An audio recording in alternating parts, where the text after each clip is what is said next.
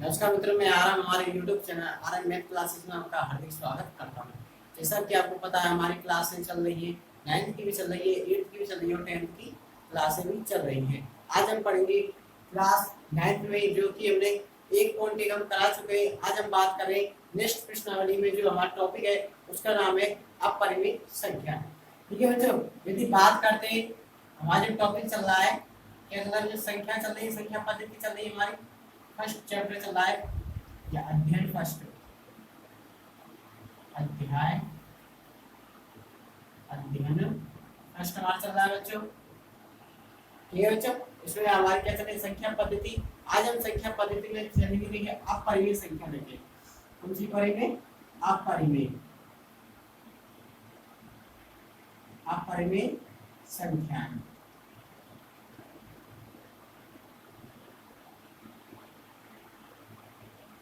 बच्चों, ये बात करें हम अपरिमेय संख्या की, तो अपरिमेय संख्या कहते किसे हैं? अपरिमेय हम उन्हें कहते हैं जिन्हें हम p बटे q के रूप में नहीं लिख सकते। अर्थात परिभाषा की यदि बात करते हैं, यहाँ पे लिख देता हूँ चैप्टर फर्स्ट। अपरिमेय की यदि बात आती है बच्चों, तो ऐसी संख्याएं जिन्हें हम ऐसी संख्याएं जिन्हें हम p बटे q के रूप में नहीं लिख सकते, नहीं लिख सकते। ठीक है बच्चों, बात आती है अपरिमेय संख्या की, तो ऐसी संख्याएं जिन्हें हम p बटे q के रूप में नहीं लिख सकते, और जहां q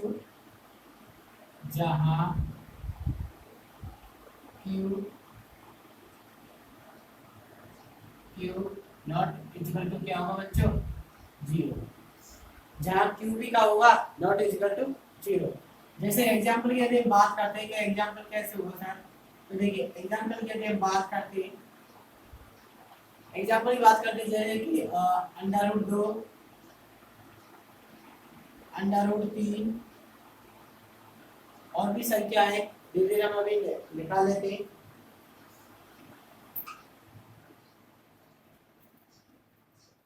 देखिए आगे यदि हम चलते हैं तो देखिए √3 हो गया, √4 हो सकता है बच्चों, नहीं, √5 √6 √7 √8 भी कैसी हमारी संख्या है? अपरिमेय संख्या है। 9 हो नहीं सकती है, तो √10 √11 √12, ये सभी हमारी कैसी संख्या है बच्चों? अपरिमेय संख्याएं। यदि बात करते हैं बच्चों, देखो हमारे पिछले लेक्चर में हम बता चुके हैं कि इस चिन्ह को जो हम क्या कहते हैं, बात आती है इस चिन्ह का जो नाम है, इस चिन्ह को क्या कहते हैं? वैसे तो कहते हैं स्क्वायर, वैसे क्या कहते हैं? स्क्वायर, लेकिन जो वास्तविक इसका नाम की बात की जाती है, तो इसका नाम है वास्तविक क्या है? कर्णीय चिन्ह। क्या नाम है बच्चों? कर्णीय चिन्ह। कैसा चिन्ह होगा बच्चों? कर्णीय चिन्ह। आगे चलते देखिए, यदि हम बात करते हैं, अभी कर्णीय चिन्ह हो गया, इसको मैं हटा देता हूं, अगर नोट करना चाहते हो कर लीजिए। देखिए बच्चों, यदि बात करते हैं कि अपरिमेय संख्या में आगे जो हमारी संख्या आएगी वो हमें संख्या रेखा पर दर्शानी है। किस पे संख्या रेखा पर दर्शानी है? अपरिमेय संख्या में संख्या रेखा पर दर्शानी है। अब संख्या रेखा होती क्या है? तो देखिए संख्या रेखा कहते हैं किसी, देखिए संख्या रेखा, संख्या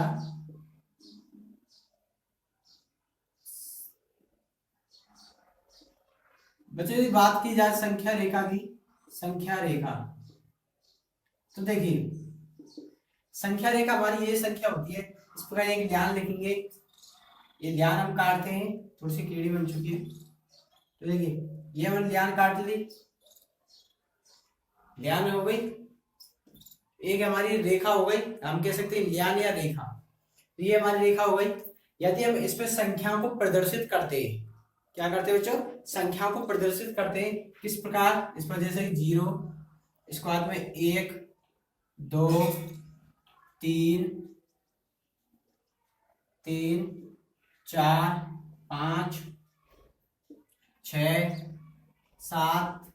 तो देखिए बात आती है, अब देखिए अब ये इस साइड के यदि हम लेफ्ट चलते हैं तो जब हम जीरो से, कहां से, जीरो से जब हम राइट साइड चलते हैं या लेफ्ट साइड चलते हैं, लेफ्ट साइड हम चलते हैं जीरो की साइड से, तो हमारी जो ये संख्या होती है वो कैसी होती है बच्चों, धनात्मक संख्या होती है। कैसी होती है, धनात्मक। जब हम जीरो से लेफ्ट की ओर चलते हैं अर्थात राइट की ओर चलते हैं, जीरो से इधर की साइड जब हम चलेंगे तो कैसी होगी बच्चों, माइनस की संख्या आ जाएगी। कैसी होती है बच्चों, माइनस की। जैसा कि -1 -2 -3 -4, ये सभी कैसी संख्या है बच्चों, हमारी संख्या रेखा में दर्शाती है बने। अब बात आती है कि ये जो √2 है इसको हम किस प्रकार इस पे दर्शाएंगे, वो हम आगे चल के आपको क्या करेंगे, बताएंगे। ठीक है बच्चों, आगे चलते हैं। संख्या रेखा ये रही हमारी। एक चीज और मैं बता देता हूँ आपको संख्या रेखा के बारे में। तो देखिए यदि हम बात करते हैं संख्या रेखा में, तो देखिए अब ये जीरो, हम आपको पता होगा कि प्रत्येक जो ये है लियान, प्रत्येक दो अक्षरों के बीच में 10 लियाने और आती है। इसको यदि हम कहते हैं 0.1 0.2 0.3 0.4 5 इस प्रकार है। हमारी एक आ गई 1.1 1.2 1.3 1.4, इस प्रकार हमारी क्या आती है, संख्या आती है। नेक्स्ट हम चलते हैं, देखिए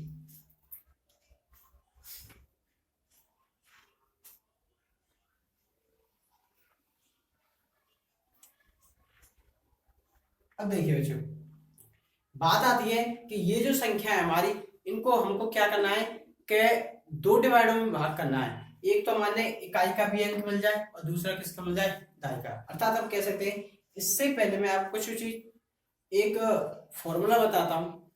फॉर्मूला से पहले हम देखिए इनको देखते हैं।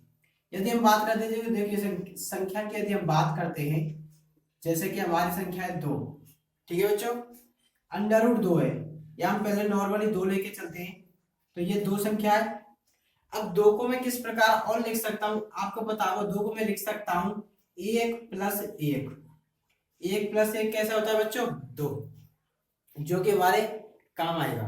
आगे से कब आएगा उसमें बता दूंगा। बात आती है बच्चों √2 की, तो इस पे यदि मैं अंडर चढ़ा देता हूँ, इस पे चढ़ा देता हूँ, इस पे यदि अंडर चढ़ा देता हूँ, इन संख्या, इसका मतलब इसमें भी तो अंडर चढ़ेगा, इसमें भी मैंने क्या चढ़ा दिया, अंडर।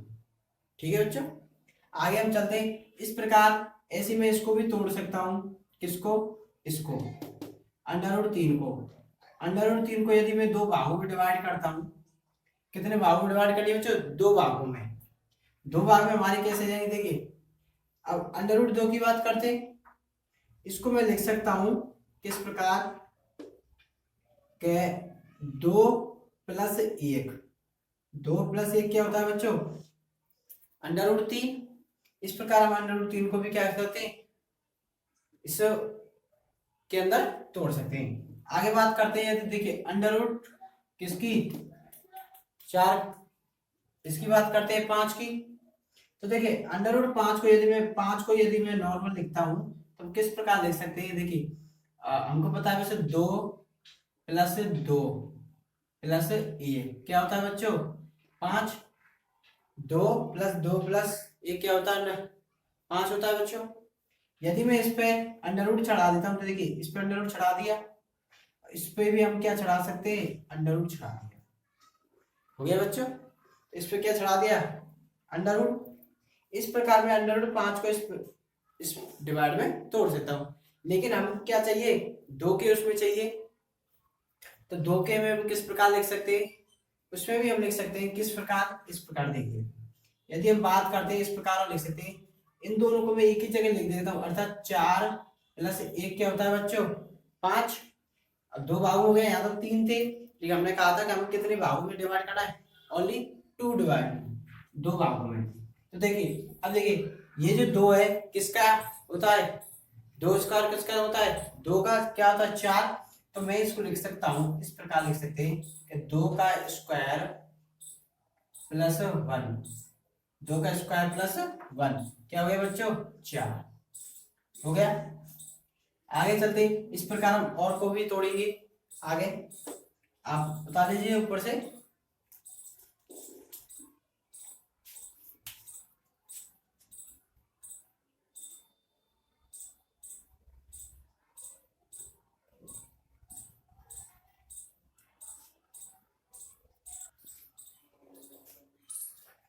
देखिए बच्चों आगे चलते, देखिए बच्चों यदि बात आती है, देखिए कि एक संख्या है जिसका नाम होता है पाई।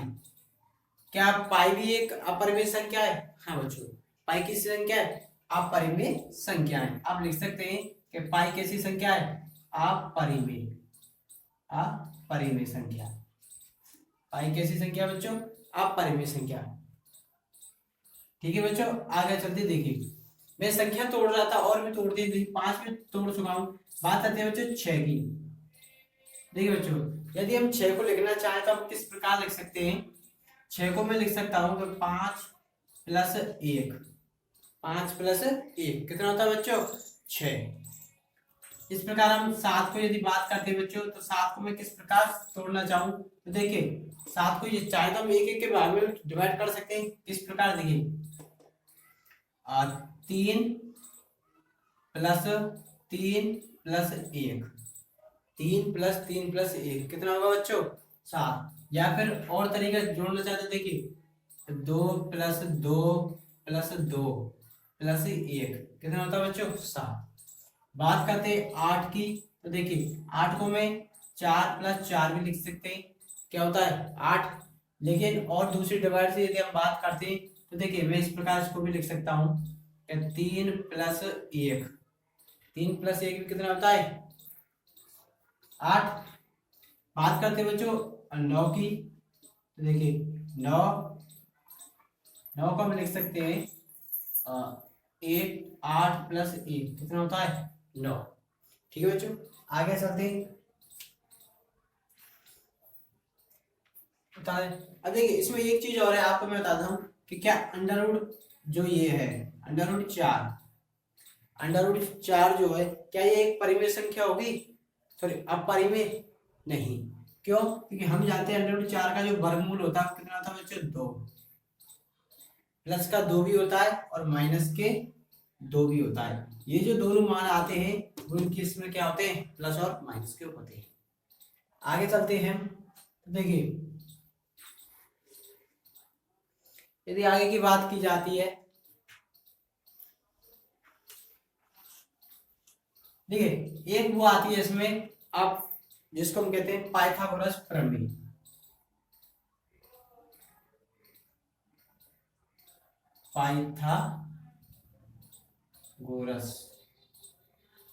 पाइथागोरस प्रमेय, ठीक है बच्चों।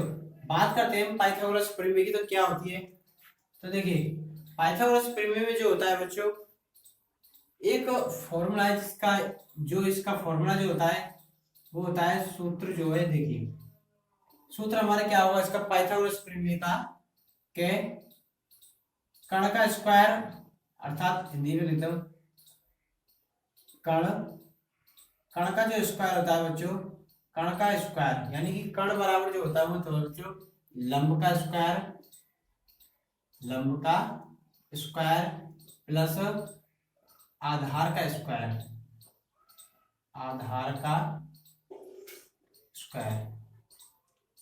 ठीक है बच्चों। कर्ण का स्क्वायर बराबर क्या होता है बच्चों? लंब स्क्वायर प्लस आधार स्क्वायर। बात आती है कि सर ये कर्ण स्क्वायर लंब आधार ये क्या चीज है तो देखिए एक हमें इसमें पाइथागोरस प्रमेय एक होता है बच्चों समकोण त्रिभुज। कैसे होता है? समकोण त्रिभुज। ठीक, जैसे कि मैंने ले लिया एक समकोण त्रिभुज ले लिया ये वाला, ठीक है बच्चों। इसमें जो होता है ये 90 डिग्री का होता है, आपको पता होगा। ये जो एंगल होता है कितना का होता है बच्चों? 90 का। जस्ट 90 डिग्री के एंगल के सामने जो हमारा होता है वो होता है बच्चों कर्ण। क्या होता है बच्चों? कर्ण। जस्ट इसके सामने क्या होता है बच्चों? कर्ण। ठीक है बच्चों। यदि मैं नाम की बात करता हूं तो देखिए नाम मैं दे देता हूं ए बी और सी। ये जो इसमें जो ये है क्या है बच्चों? हो गया। आगे यदि हम बात करते हैं 90 डिग्री में जस्ट सामने होता है कर्ण अब BC जो होती है ये हमारी होती है बच्चों आधार। ये क्या कहलाती है? आधार। आधार को मैं ए से ही प्रदर्शित कर सकते हैं, ए फॉर आधार। बात करते हैं इसकी तो बच्चों देखिए ये होता है लंब। इसको क्या कहते हैं बच्चों? लंब। क्या हो गया बच्चों? लंब। ठीक है बच्चों, ये क्या होता है? लंब। देखिए 90 डिग्री के जस्ट सामने वाली जो भुजा होती है उसको हम कहते हैं कर्ण, और इसके जो होती है इसको कहते हैं हम लंब। लंब को मैं लिख सकता हूँ एल, एल फॉर लंब। के को हम लिख सकते हैं बच्चों कर्ण, के फॉर कर्ण।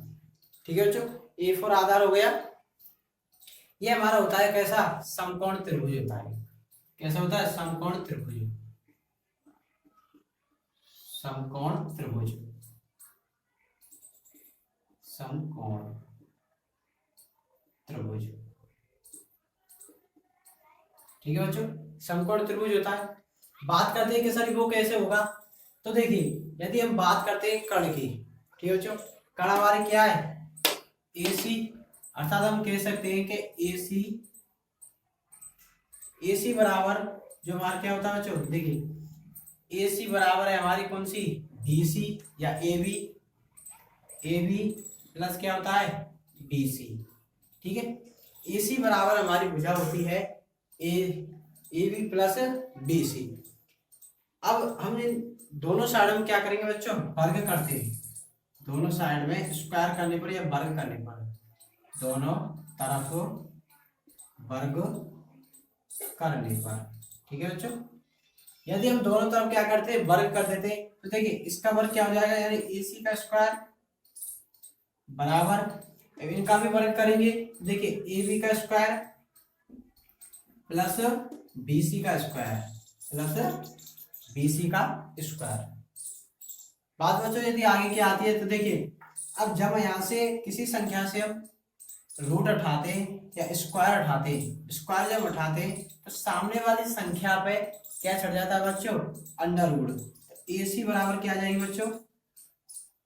AC बराबर हमारी क्या जाएगी बच्चों? देखिए AC बराबर हो जाएगी AB का स्क्वायर प्लस BC का स्क्वायर। इसके लिए हमारी क्या जाएगी? AC। ठीक है बच्चों, ये हमारा क्या होता है? फॉर्मूला। यदि हम बात वैसे करते हैं तो देखो मैं इसको किस प्रकार में लिख सकता हूँ। अब ये AC क्या है बच्चों? देखिए AC हमारा क्या है? कर्ण, अर्थात यहाँ में लिख देता हूँ कर्ण का स्क्वायर। कर्ण बराबर जो होता है बच्चों अंडर रूट में होता है हमारा। देखिए इस AB क्या है? तो AB हमारी क्या है? लंब। तो लंब, लंब का स्क्वायर प्लस BC क्या है बच्चों? आधार। तो आधार का स्क्वायर, आधार का स्क्वायर। ठीक है बच्चों, BC क्या है हमारे? आधार का स्क्वायर। इस प्रकार हम इसको लिख सकते हैं। आपको थोड़ा सा तो उतार लीजिए, आगे फिर चलते हैं।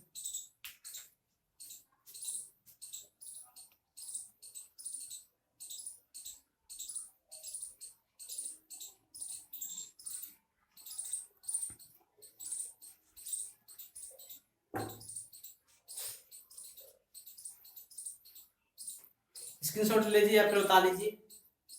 यदि हमारी वीडियो आपको अच्छी लगे तो लाइक कीजिए, सब्सक्राइब कीजिए हमारे चैनल को, जिससे कि आने वाला नोटिफिकेशन आपको प्राप्त हो जाए। देखिए बच्चों आगे चलते हैं। उठा दो बच्चों, ये हमारी क्या होती है? पाइथागोरस प्रमेय।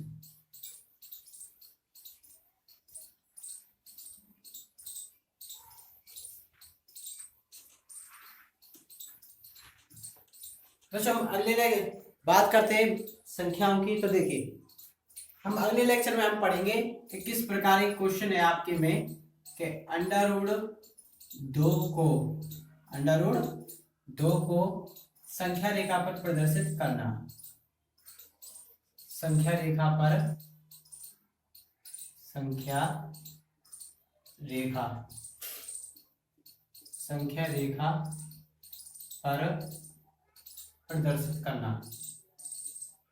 प्रदर्शित करना। ये हम अगले लेक्चर में हम पढ़ेंगे कैसा है अंडर रूट 2 को किस प्रकार संख्या रेखा पर दर्शाया जाता है, अंडर रूट 3, 2, 5,